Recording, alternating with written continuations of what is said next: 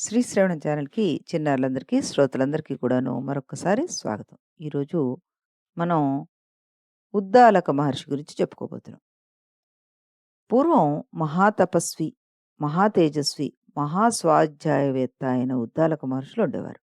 ఆయన మంత్రద్రష్ట, మంత్రవేత్త, మంత్రమహితుడు. ఉద్దాలకుడు గురువు ధౌమ్యుడు. ఉద్దాలకుడి భార్య కూడా ఆయనలాగే ధర్మకార్యాలు చేస్తూ అనుకూలంగా ఉండేది. వారిద్దరికీ ఓ కూతురు కలిగింది. ఆవిడ పేరు సుజాత. ఉద్దాలకుడు సుజాతని ఏకపాదుడనే తపస్వికిచ్చి పెళ్లి చేశాడు. ఆమెకి అష్టావక్రుడనే కొడుకు కలిగాడు. కానీ తర్కశాస్త్రానికి సంబంధించిన వాదనలో ఓడిపోయి ఏకపాదుడు కూపశిక్షను అనుభవించసాగాడు. అదే సమయంలో ఉద్దాలకుడికి కూడా ఒక కొడుకు కలిగాడు. అతని పేరు శ్వేతకేతుడు. అష్టావక్రుడు, శ్వేతకేతుడు ఒకే వయసు వాళ్ళు అవ్వడం వల్ల సుజాత దగ్గరే పెరిగారు. ఉద్దాలకుడే తండ్రి అని, శ్వేతకుడు అన్న అని అష్టావక్రుడు అనుకుంటూ ఉండేవాడు. ఉద్దాలకుడి దగ్గర సమస్త వేద శాస్త్రాలు నేర్చుకున్నాడు ఈయన. ఆ పిల్లలిద్దరూ ఉద్దాలకుడిని గురువుగా ధ్యానించి సర్వవేద శాస్త్రాలు నేర్చుకుని చంద్రుల్లా వెలిగిపోయారట. ఒకసారి అష్టావక్రుడు ఉద్దాలకుడి ఒళ్ళో కూర్చుంటే చూసి, నీ తండ్రి ఒళ్ళో కూర్చో అన్నట్ట శ్వేతకేతుడు. అష్టావకుడు తండ్రి ఏకపాదుడు ఎక్కడున్నాడో ఉద్దాలకుడి వల్ల విని, కూపంలో ఉన్న ఏకపాదుడిని శ్వేతకేతుడు, అష్టావక్రుడు వెళ్లి విడిపించుకొచ్చారు. ఉద్దాలకుడు తన కొడుకు శ్వేతకేతుడికి పెళ్లి చేయాలని నిర్ణయించుకున్నాడు. శ్వేతకేతుడిని పిలిచి ఈ విషయం చెప్పాడు ఉద్దాలకుడు. తగిన అమ్మాయి దొరక్కానే చేసుకుంటానన్నట్ట ఈయన. ఆ కాలంలో మహాతపస్వి, వేదవేత్త, శాస్త్ర విజ్ఞానుడు, ఆచార్యమతుడు, ధర్మజ్ఞుడు అయిన దేవల మహర్షికి సువర్చల అనే పేరు గల కూతురుంది. సువర్చలకి అందచందాలతో పాటు విద్యా వినయము, జ్ఞానం అన్నీ ఉన్నాయి. దేవల మహర్షి సువర్చలని ఎవరికిచ్చి చెయ్యాలా అని అనుకుంటూ ఉంటే తండ్రితోటి మునికుమారుణ్ణి పిలిపించు, నేనే ఎంచుకుంటానంది సువర్చల. దేవల మహర్షి మునికుమారులందరినీ పిలిపించాడు.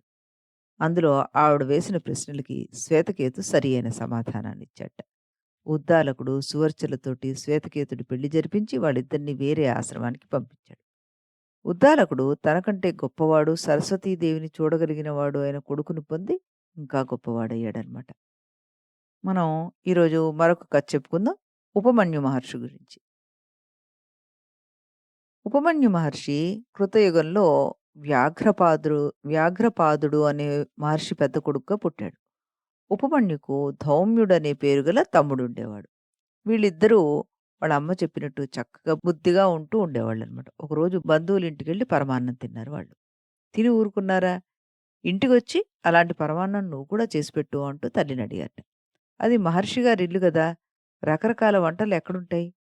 అన్ని కోరికలు తీరాలంటే ఈశ్వరుడు గురించి తపస్సు చేయాలి. ఆయన మీకేం కావాలన్నా ఇవ్వగలడు అందిట తల్లి. శివుడు ఎలా ఉంటాడు? అంటూ అడిగట్ట ఉపమన్యు తల్లిని. శివుడు ఎలా ఉంటాడో ఆవిడకి తెలిసినంత వరకు వివరంగా చెప్పింది.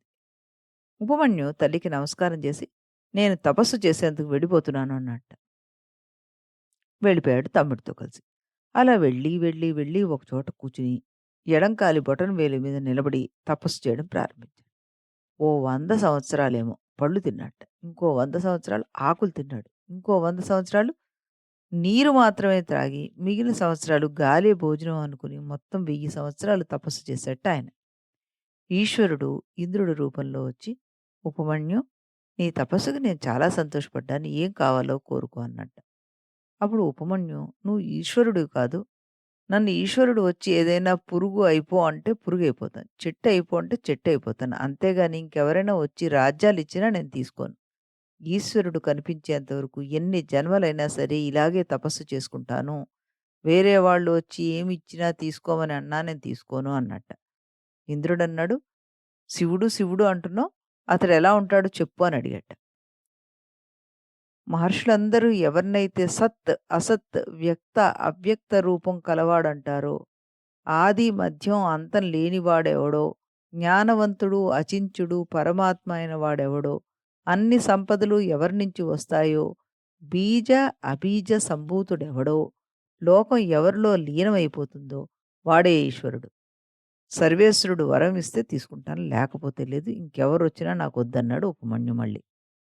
వెంటనే ఉపమన్యు మహర్షికి తెల్లని తోక, బూడిద రంగులో పర్వతమంత శరీరం, వజ్రాల్లాంటి కొమ్ములు, బంగారు నగలు ఉన్న ఐరావతం అంటే పెద్ద ఏనుగు కనిపించిందిట. తర్వాత ఎద్దునెక్కి, తెల్లటి బట్టలు ధరించి, మహా తేజస్సుతోటి పార్వతీదేవితో కలిసి ప్రశాంతమైన ముఖంతోటి పరమేశ్వరుడు కనిపించాడు. శివుడు అగ్నిశిఖలా వెలిగిపోతున్నాడు. ఆయనకి కుడివైపున హంసవాహనం మీద బ్రహ్మ, ఎడం వైపున గరుడ వాహనం మీద గదా శంఖ చక్రంతోటి విష్ణుమూర్తి, నెమలి వాహనం మీద కుమారస్వామి, తల్లి పార్వతి దగ్గర శక్తి ఘంటలతోటి రెండవ అగ్నిలా కనిపిస్తూ ఆయన ఎదుట నంది ఉన్నారట. మనువులు, మహర్షులు, ఇంద్రాది దేవతలు శివుడి చుట్టూ ఉన్నారు. సర్వభూతగణాలు, సర్వమాతృకలు ఆయన నాలుగు పక్కలా ఉన్నారట. దేవతలు శివుడికి స్తోత్రం చేస్తున్నారు. బ్రహ్మ, విష్ణువు ఆయన్ని వేదాలతో కీర్తిస్తున్నారు. ఇంద్రుడు ఆయన్ని ఎన్నో విధాలా కీర్తిస్తూ కనబడ్డాడు. ఇవన్నీ చూసి ఉపమన్యు మహర్షికి ఆనందంతో కళ్ళ నుంచి నీరు ధారగా కారిపోయిందట. ఉపమన్యు పరమేశ్వరుడి పాదాల మీద పడి ఆయన్ని ఆనందంతోటి స్తోత్రం చేశాడు. అప్పుడు అది ఉపమన్యు శివస్తోత్రము అని మారిపోయింది. దాన్ని మనం ఇప్పటికి కూడాను చదువుకుంటూ ఉన్నాం అనమాట. దేవతలంతా కూడాను పుష్పవర్షం కురిపించారట. పరమేశ్వరుడు ఉపమన్యు మహర్షిని 3 వరాలు కోరుకోవయ్యా అన్నట్ట. ఉపమన్యుడు, స్వామి, మొదటి వరం నాకెప్పుడూ నీ మీద భక్తి ఉండేట్టుగా. రెండవ వరం నాకు భూత, భవిష్యత్తు, వర్తమాన కాలాల గురించి తెలిసేట్టుగా. మూడవ వరం నీకు అభిషేకం చేయడానికి క్షీరం ఎప్పుడూ దొరికేట్లుగా అనుగ్రహించు అన్నట్ట. శివుడు సరేనని చెప్పి అంతర్ధానమయ్యాడు. ఉపమన్యు మహర్షి హిమవత్ పర్వతం మీద చక్కటి ఆశ్రమాన్ని నిర్మించుకొని తపస్సు చేసుకుంటున్నాడు. ఒకసారి శ్రీకృష్ణుడు 12 సంవత్సరాలు తపస్సు చేసి తన భార్య అయిన జాంబవతికి ఒక కొడుకుని ఇవ్వాలని ఉపమన్యు ఆశ్రమానికి వచ్చాట. ఉపమన్యు మహర్షి శివుడి గురించి శ్రీకృష్ణుడికి అన్నీ వివరంగా చెప్పి అక్కడే ఉండి తపస్సు చేసుకోమన్నట్ట. శ్రీకృష్ణుడు ఉపమన్యుడికి శిష్యుడై 12 సంవత్సరాలు తపస్సు చేసి శివుడి దర్శనాన్ని పొందాడు. ఆ సమయంలో శివుణ్ణి అర్ధనారీశ్వరుడుగా ఉపమన్యు మళ్ళీ స్తోత్రం చేశాట. ఆ రకంగా ఉపమన్యు పాయసం కోసం మొదలుపెట్టి పరమేశ్వరుణ్ణి దర్శనం చేసుకున్నాడనమాట. అంటే తలుచుకుంటే సాధించలేనిది ఏమీ లేదు అంటున్నారు ఈ రచయిత. చక్కగా మనకి అందించారు ఈ కథని. మళ్ళీ మనం రేపు మరొక మంచి కథతో కలుద్దాం. అంతవరకు సెలవు.